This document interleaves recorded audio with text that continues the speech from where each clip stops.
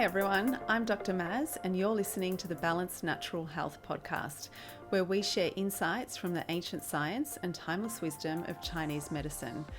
Knowledge is power, and information from the old natural ways of healing can empower us to live more beautiful, more vibrant, and more vital lives today.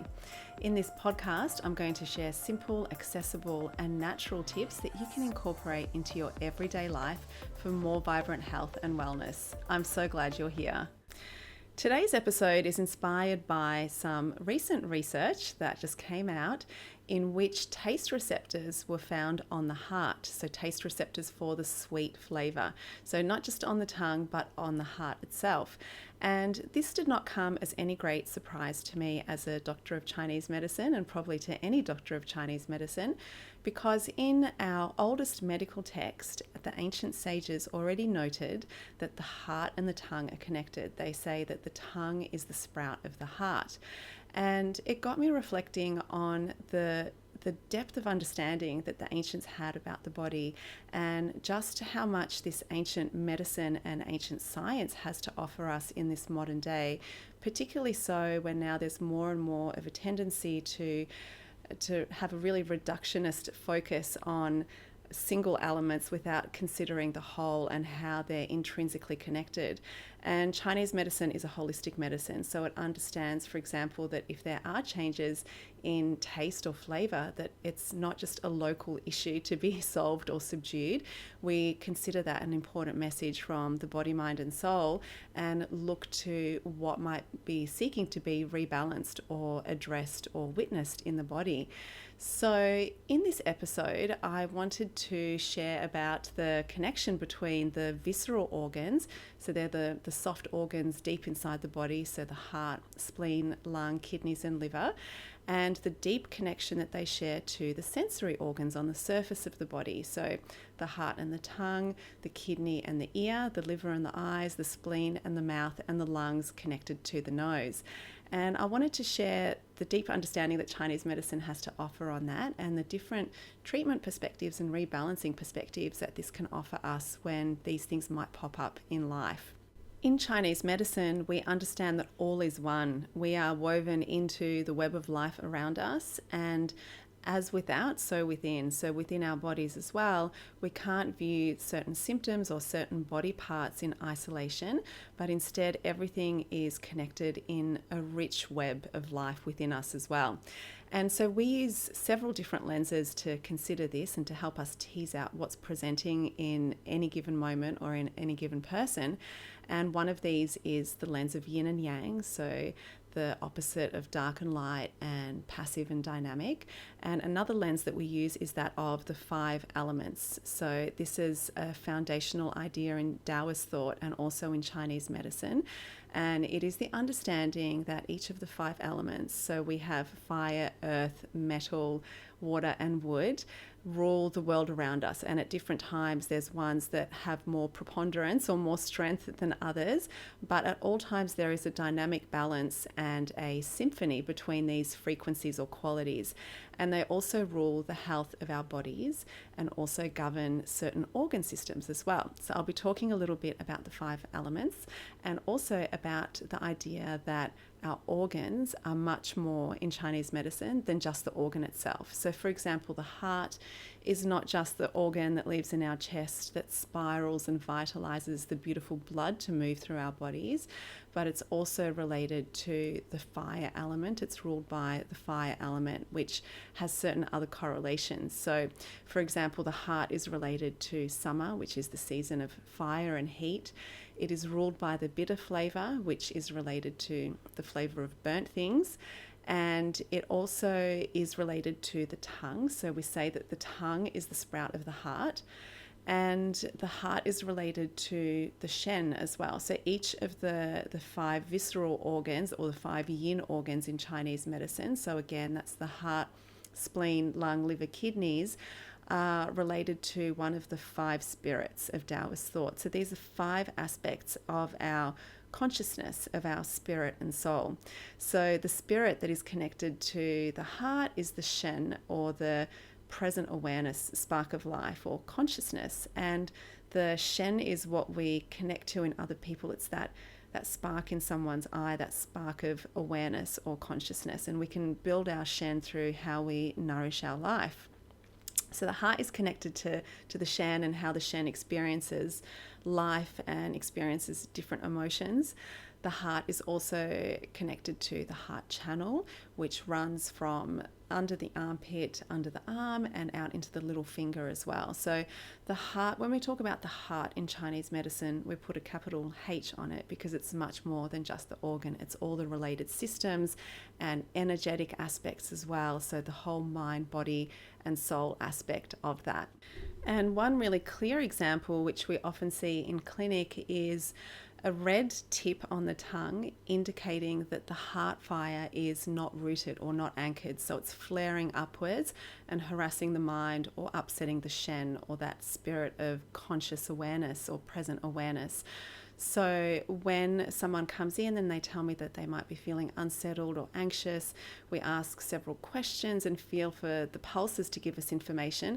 But also in Chinese medicine, we do tongue diagnosis. And very often when the shen or the spirit is unsettled, the heart fire is not anchored, we look at the tongue and there's a little red tip on the tongue. So that tells us that that fire needs to be rooted and anchored.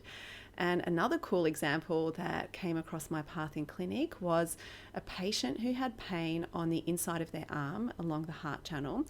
And we were working on treating that, we were relieving the pain. And as we were talking about what had been going on in their lives, the person shared that there'd been a lot of stress. So the heart had been under pressure, it had been faced with a lot of emotions and having to hold and capacitate this vast amount of emotional experience. And it's not surprising to me then that the heart channel also maybe felt a bit undernourished because the heart was doing so much heavy lifting. So we incorporated that into our treatment plan as well. So nourishing the heart to treat the associated channel, and it led to great results because it was a holistic view of treating the presentation and inquiring what else that information or that message from the body could be pointing us towards. So back to the modern research about taste receptors beyond the tongue. As I mentioned before, a few years ago, they discovered that there were also bitter taste receptors. And it was very apt for me that bitter was the first taste receptor that was discovered on the heart because, as I mentioned before, the bitter flavor rules the heart. But as with everything in Chinese medicine, all is connected. So all of the other flavors that are associated with the 5 elements, so we have bitter, sweet, pungent, sour, and salty. Each of those 5 flavors also has a direct impact on the physiology of body, mind, and soul. And this is what some of our most ancient texts talk about. They give prescriptions on how to use flavors in the form of herbal medicine formulas to rebalance what is presenting in the body. So, for example, the sour flavor is contracting, so it can collect energy when it is dissipating too much. So there's even a formula, Swanzaren, which collects a busy mind. It's got a lot of sour flavor to collect that busyness and bring it back into center. Whereas pungent flavors like ginger or cinnamon are dispersing, so they can open up stuckness or promote sweating if we need to, for example, or promote circulation.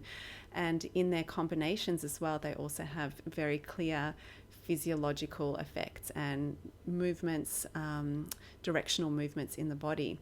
So it was interesting too when they discovered about the sweet flavor receptors on the heart, because in our oldest text, the Huang Di Nei Jing, the one that talks about these connections between elements and organs and flavors, they talk about in the Huang Di Nei Jing that the bitter flavor benefits the heart, but also that the sweet flavor can pacify or sedate the heart.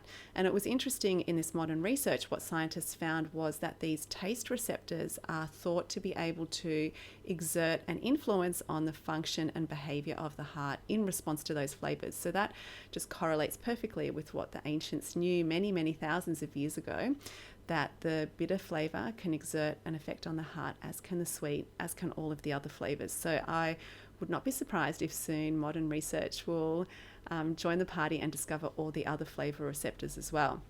And what was also really amazing about these flavour receptors outside the mouth or in other areas than the tongue, was that in Chinese medicine, we understand that the heart is connected to the uterus. It's connected via the baomai, or the uterus vessel, a special channel. And in men, it's connected to the room of sperm, or testicles. And what researchers found was that there are taste receptors in other areas in the heart, and I bet you can guess where they are. That's right, they're found in the uterine lining and in the testicles, which is pretty amazing, and just a beautiful confirmation of the deep wisdom and profound understanding that the ancients had of the human body, and that we can still call on today in vitalizing our health and optimizing how we experience every day.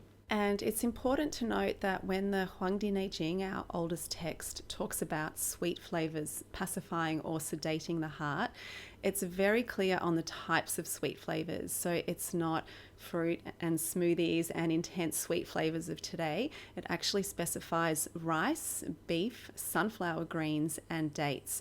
So very often when we talk about the sweet flavor in Chinese medicine, we're actually talking about a bland and nourishing flavor, and a grounding flavor like that of root vegetables, for example, like carrots, potatoes, and pumpkins, are considered sweet, not necessarily the intense sugar hit of today. And even with those sweet flavors, the Huang Di Nei Jing counsels for moderation. So all foods, all flavors must be eaten in moderation. In Chinese medicine, as in Taoist practice, we're very much about the middle way. So we see that the way to health and vitality is through the path of moderation, not through extremes. So that's why you won't see us on water fasts or jumping into ice baths or biohacking the body with extreme measures.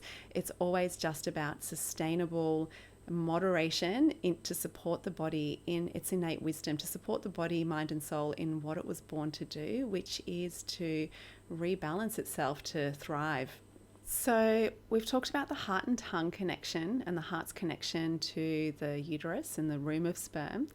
Moving on, the kidney is said to open into the ear. And in Chinese medicine, we see this, for example, when people come in with tinnitus or ringing in the ears, particularly if it's a chronic low-grade one, not that intermittent high-pitched one, which is often more of a liver or wood disturbance. But if it's that chronic low hum, that's very often to do with kidney imbalances or the kidneys asking for attention. And in fact, that's why as we age and as the kidneys decline, as the essence declines over time, or as it can decline, I should say, we can also choose to nourish and cultivate it and potentiate it through our lives with yang sheng, or nourishing life. So that's actually at the core of many Chinese medicine practices. It's preserving that essence, that power of life, so that we can age really vitally and powerfully. But in people in which that essence is waning, we can start to see age-related hearing decline, for example.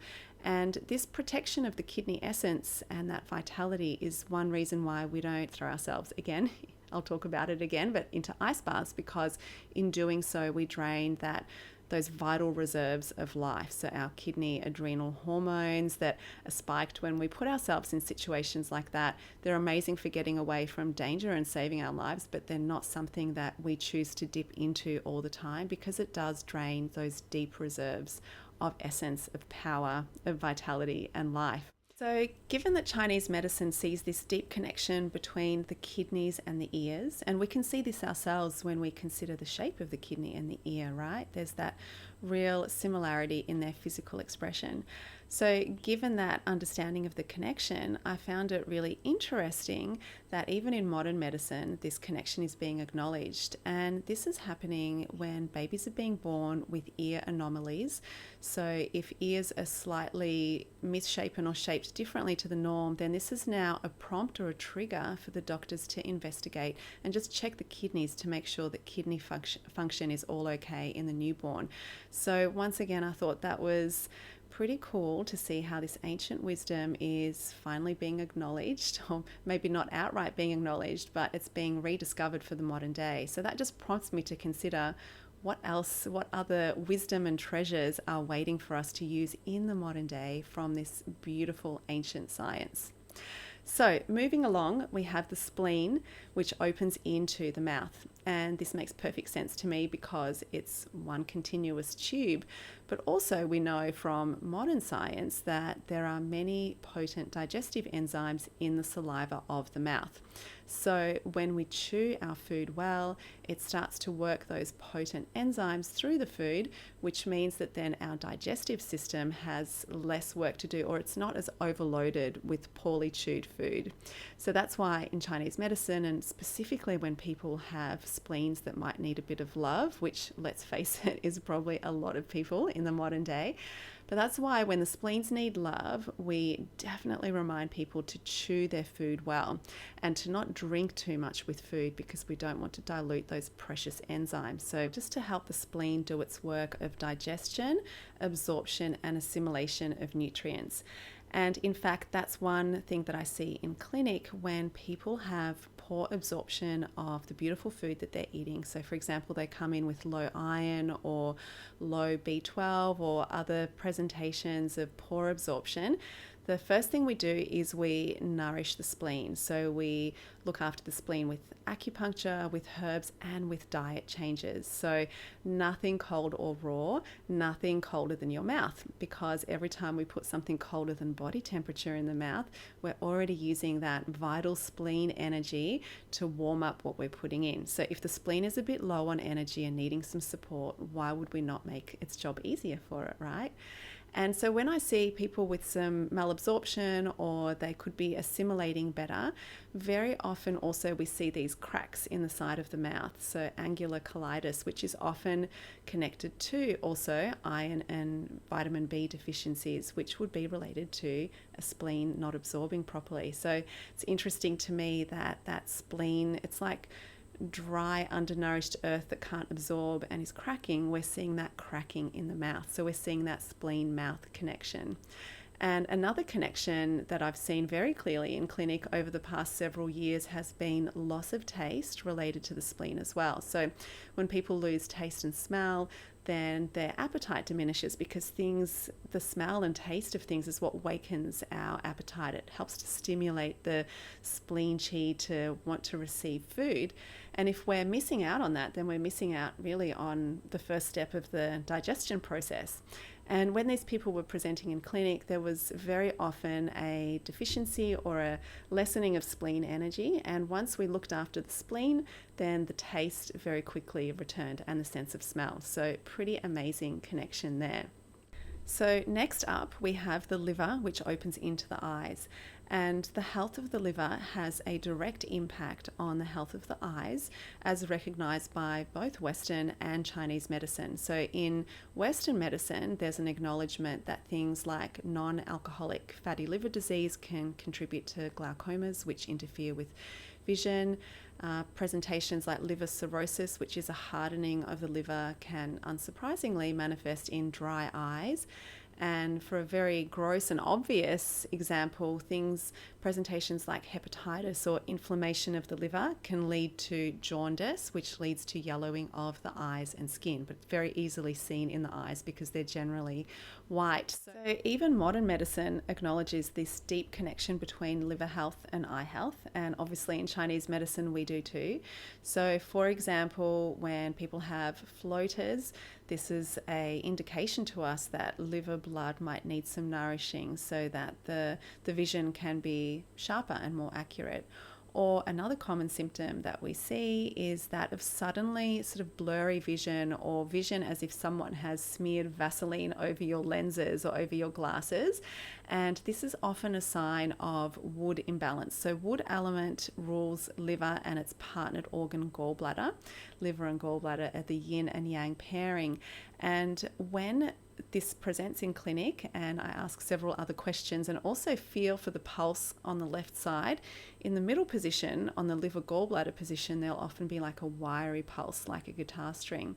And this, together with a few other signs, tells me that there's an imbalance of that organ or a attempted rebalancing of that organ. And so then when we do the acupuncture and provide the herbal formula, the eyesight sharpens and that blurriness resolves. So such a clear connection there between the visceral organ of the liver and the sensory organ of the eyes. And rounding things out, we have the lung, which is unsurprisingly connected to the nose. It's all one continuous channel there.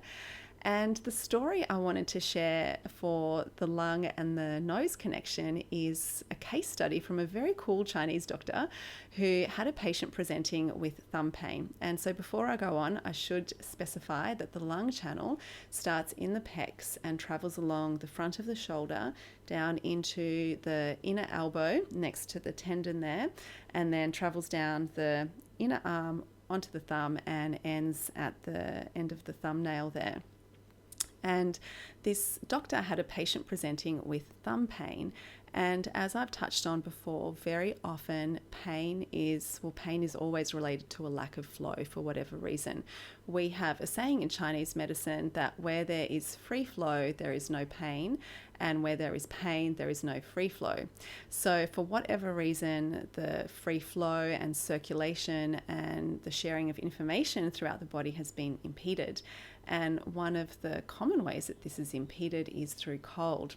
So this doctor was like, okay, there's pain on the lung channel, there's potentially cold. What busts cold? Ginger busts cold. So ginger particularly has an effect on the lung and spleen channels, as well as several other channels, to move cold out. So this doctor suggested that the patient put some ginger up their nose, so connecting up the other end of the channel, and lo and behold, it resolved the pain. It warmed up the channel, the pain was resolved without even treating locally at the site.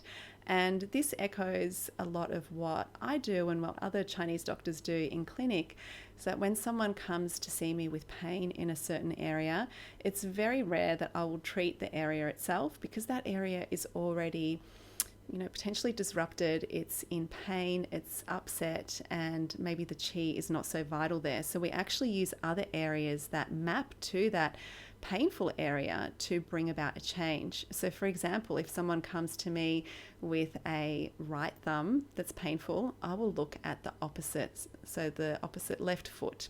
So we might look at the big toe on the left foot, because there's that holographic correlation there between different body parts. And it's a reminder once again that the body is so much greater than the sum of its parts. It's a beautiful holistic symphony of body, mind and soul.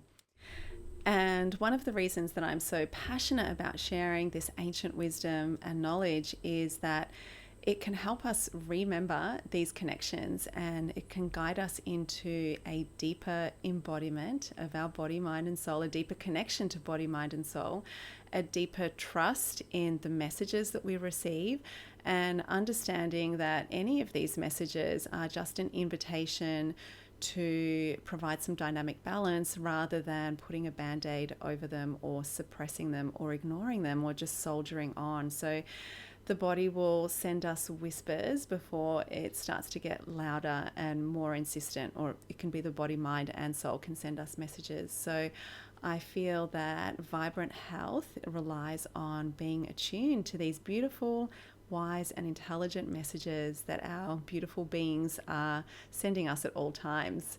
So in light of that, there are some really wonderful acupressure points or acupuncture points that you can experiment with if any of these sensory changes or sensory symptoms are popping up for you. And one of these, the first one I want to share, is liver 3. So this is a really powerful point that we use for many kinds of vision changes. It can nourish the liver, so it can help to support when there are floaters in the eyes, and also when there's blurry vision or dizzy vision. So liver 3 is located between the first and second toes on the foot, so just in from the toes on top of the foot. And also on the foot, we have the partnered wood organ, so the gallbladder channel. We've got gallbladder 41, foot governor of tears, which also has powerful effects on the eye. So I've used this for dry, itchy eyes. I've used it for eyes that won't stop watering, but just an amazing reminder of how we can use an area as far away as possible from the eyes to treat the eyes. So staying on the feet as well, far away from the ears. On the kidney channel, we have kidney 3. So this is a beautiful point to nourish the kidneys, and it's one that we can acupressure if there's some low-grade tinnitus or persistent noises, or if perhaps there's a bit of loss of acuity in hearing. So that's a beautiful way to nourish the kidneys and the kidney essence. And also with the mouth, we can look at more points on the feet again.